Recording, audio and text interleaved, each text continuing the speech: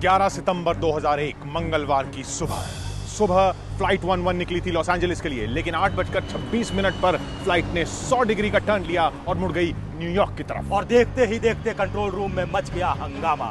Control room को अचानक सुनाई दी एक आवाज जो फ्लाइट नंबर 11 के कॉकपिट से आ रही थी।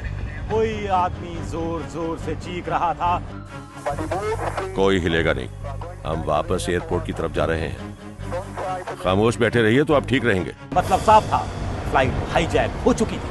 कुछ ही पलों बाद न्यूयॉर्क की तरफ तेजी से बढ़ रही फ्लाइट 11 की फ्लाइट अटेंडेंट एमी स्वीनी ने एयरफोन पर बताया कि उनकी फ्लाइट तेजी से नीचे की तरफ जा रही है। एमी की आवाज में दहशत साफ झलक रही थी। हमारी फ्लाइट काफी नीचे उड़ रही है, हम बहुत ज्यादा नीचे जा रहे हैं। हे भगवान, हम बहुत ही ज्यादा नीचे। एमी अपनी बात पूरी तक नहीं कर पाई। एक तेज आवाज आई और उसके बाद एमी का फोन कट गया। लेकिन उसके बाद दुनिया भर ने देखा मौत का, तबाही का वो भयानक मंजर।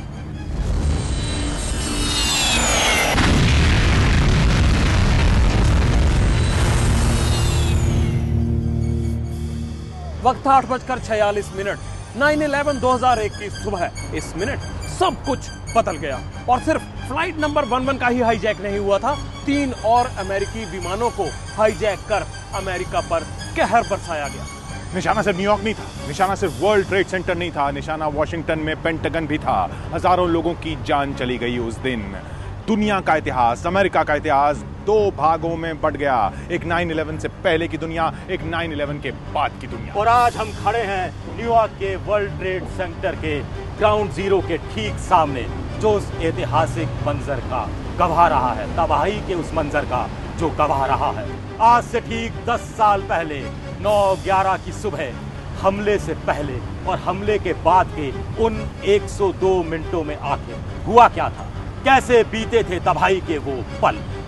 एक एक पल की कहानी, एक एक पल की दास्तान। उन 102 मिनट में कैसे रची गई थी साजिश, कहां थे साजिश के तार, क्या क्या हुआ था, एक एक पल में सब सुनाएंगे आपको, सब दिखाएंगे आपको। 102 मिनट जिन्होंने बदल दी दुनिया जो बदलना शुरू हुई 8:46 पर। यही होता था वर्ल्ड ट्रेड सेंटर का नॉर्थ टावर।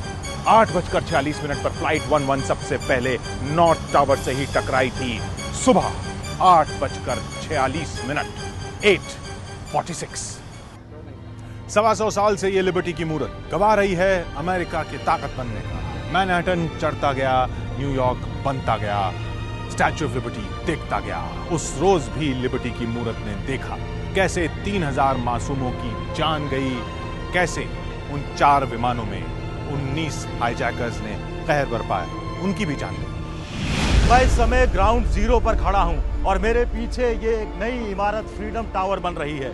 लेकिन अगर उस सुबह की याद करें तो 4 फ्लाइट क्रैश होकर खत्म हो गई थी और उसके साथ खत्म हो गई थी हजारों जिंदगियां।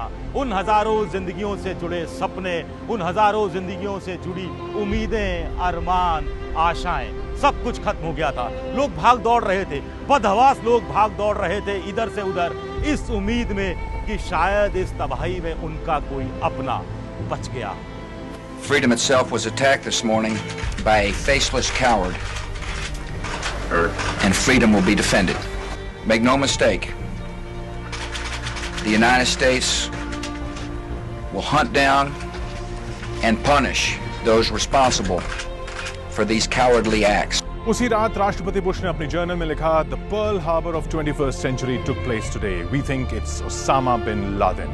यानी आज 21वीं सदी का पर्ल हार्बर हुआ और हमें लगता है इसके पीछे ओसामा बिन लादेन है।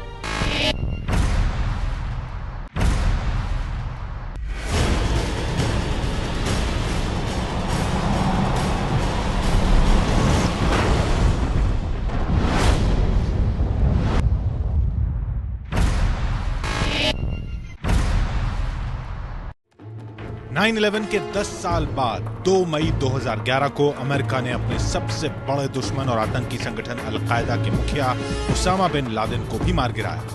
ओसामा इस्लामाबाद से करीब 150 किलोमीटर दूर एबटाबाद में छिपा हुआ था। ओसामा को अमेरिकन नेवी के खास सील कमांडो दस्ते ने एक स्पेशल ऑपरेशन कर मौत के घाट उतार दिया। The United States has conducted an operation that killed Osama bin Laden the leader of Al Qaeda.